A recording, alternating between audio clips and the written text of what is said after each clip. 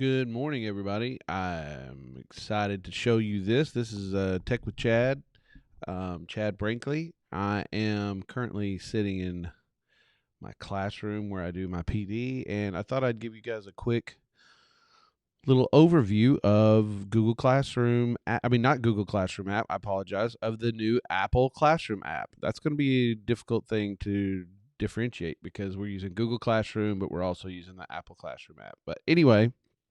So here's what we've got. I think the way this is going to show up is it'll be obvious to you when you see this video that one of the iPads is the teacher iPad and the other two are students. So let's get started. If you notice on the teacher iPad, there is a classroom app. It's orange with a teacher pointing to the board. So I'm going to launch that. And immediately my class comes up. Now, if you had multiple classes, you would see all of your classes. You would pick the one that you want to do right now, and then those students would appear as they come into your classroom. Now, what you can see on here is I have quite a few students. I've only got two as examples for the recording, but this is just to give you an example of the different kinds of things you can do with the classroom. So what you can see here is all of the students that are in my class. Now, there are some that are offline. Those iPads are in a cart. They're locked up, and so they're not being used right now. The rest are all they're all on the Safari app right now. But you can see that because you can see the Safari logo on all of them. Now, if Matt Damon and the two students that I'll be using are Matt Damon and Julia Roberts. Now, if Julia Roberts opens Edu Creations, I can look and on it doesn't show up. Oh no, this is Matt Damon. But you can see on Matt Damon down there, he now is on Edu Creations. You can see the little icon app next to his name, and then also at the top you can see that there's a pink button. There's a pink little icon up here, and it shows me how many students are in my class, who are on Safari. I've got 15 on Safari, one on Edu Creations, and one on the home screen. The one on the home screen is Julia Roberts. So if Matt Damon goes back to the home screen, then it goes back, and now I have 15 students in Safari and two on their home screen. Now, here is one of the things that I showed the teachers first off. Up at the top in the middle, there is probably one of the most powerful buttons you could have with iPads in your classroom. So you just click this lock button, and then all of a sudden you can see what happens to your students' iPads.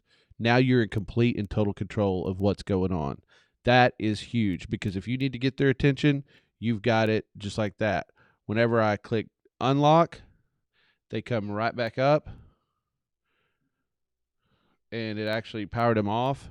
So they just log back in, slide back in, and now we're back and going. So being able to get your students' attention at any time is save time and helps with classroom management. If you can't trust that they're going to, if you're doing something that doesn't involve iPads right now in your class, you can just hit that lock feature, and then everyone is not tempted to try to do stuff on their iPad. Now, the next thing that is really, really great about the new Classroom app is the open. If you can open apps for your students. So if you want everyone to do Book Creator right now, I just go up here to the top of on the top left of the bars, and I click to open the app. I mean, it looks like the App Store. And then it brings up the list of apps that I have on my iPad that my students have on theirs. So I'm going to open, go ahead and do Book Creator again. Let's see. Apparently I don't have it on this one. So let's go ahead and open Nearpod. So I'm going to do a Nearpod with my students. So I click Nearpod. Now then, instantly, all of my iPads go to Nearpod. Pretty cool, right? So the only problem is with this is my students could still go back to the home screen on their iPad if they wanted to. And I can look and see that Matt Damon is no longer on Nearpod. So he's back on his home screen. So that could present a problem. So what I'm going to do is I'm going to switch Julia Roberts back to the home screen as well. And I'm going to try this again, but watch what I do this time. I click the app button. I'm going to do Nearpod again, but if you look down at the bottom right of the open tab, it says lock in app after opening. So if I slide that over and then click Nearpod, now then it's going to open all my iPads into Nearpod. And this is changing around. I hope it still works for you guys in the video. Now then, the students are locked in, and I'm pressing the home button on both iPads, and they cannot get out. So that's pretty cool. Now, here's the thing: I have them all locked in there until I unlock them. But here's something very interesting that I had a teacher ask me. Well, what if I'm doing a project and I want them all locked into an app while they're working on it, but one student is finished and I want to put him into another app? Well, let's just do that. So if I click on Matt Damon, it'll pull up his information, and then I can unlock his iPad, and then I go back to actions, and then I can open, lock after opening, and put him in, let's say I'm just going to put him in Google Slides. So now Matt Damon's iPad goes to Google Slides. He's locked in to Google Slides, and I'm still doing a Nearpod with Julie Roberts. Pretty cool, right? So that's the way I can control one iPad. I can control all the iPads just like that. So I'm going to unlock everyone. And now click done. And I'm going to put both of my iPads back to the home screen. You can see how I was able to do that. Now then, there's also, in addition to opening, you can do navigate. So if I click navigate, I've got two places that I can go. So if you have iBooks that you've got that you use a lot that you can navigate to, you just click on the iBooks and it'll give you your options. If you click on Safari, you can put in your favorites. So I've got some favorites, and I've got our school website on here. So I click on this, and all of the iPads will go to the school website. So this is great if you're doing, if you've got web-based stuff that you want to do, you can save those in favorites and send them. Now, the only deal is when I do navigate instead of open, when I open, I can lock them into it. If I do navigate, it takes them to Safari, but they still have the ability to do stuff around in there, and they can get out of it. So navigate is different. It's going to a specific website. So I'll go back to my home screens on there. Now then, let's say Matt Damon is working on Book Creator. I think it's Matt Damon. Yep. Matt Damon is working on Book Creator, and this is his book that he's working on, and I want to check that out. Now, here's something else I can do. I can click on his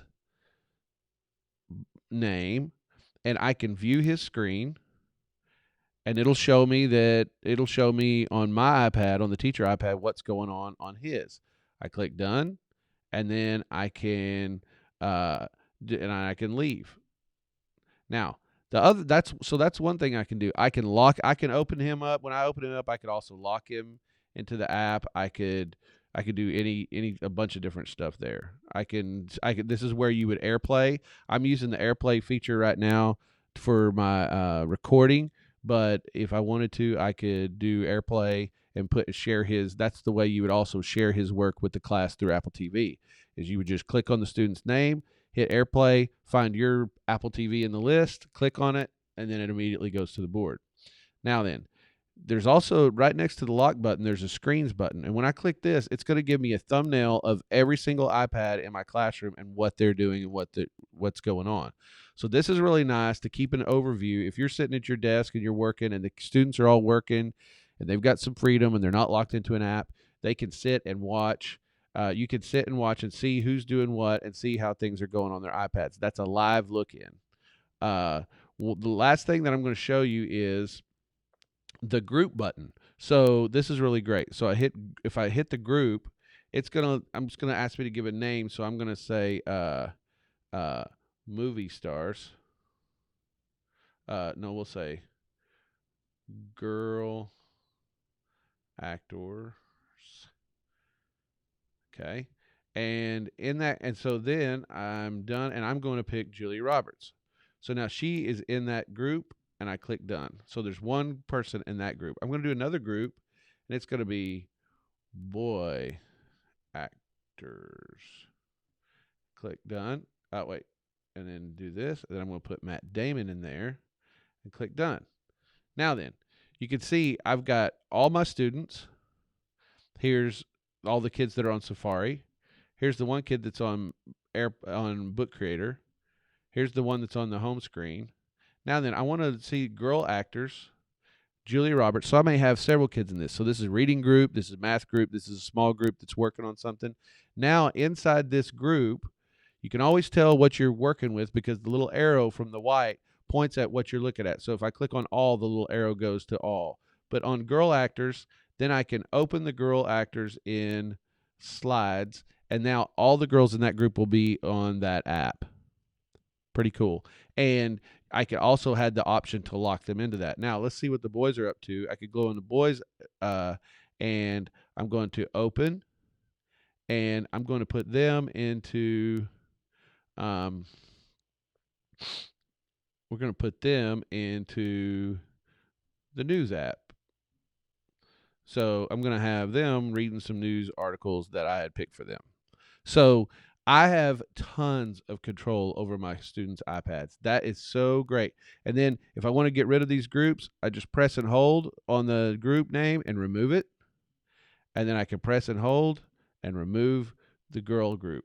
So you can always add, you can have as many groups as you want. You can add and subtract, take them away as much and as easy as you want to. So that's a quick overview. Like I said, now one of the few of the questions that come up is, okay, so if I have all my students locked into an app and then I forget to unlock them, if they leave the classroom, it's proximity based, they're using Bluetooth to some degree. So whenever your students leave your class and go to another class, it will automatically unlock, and then they will show up in the classroom that they enter. So you don't have to worry about that. Ultimately, I am super pumped about this. My teachers are ecstatic. They can't wait to get started. And I had a lot of teachers who were hesitant about using their iPads in their classroom because they just didn't feel like they had enough control and they're nervous already.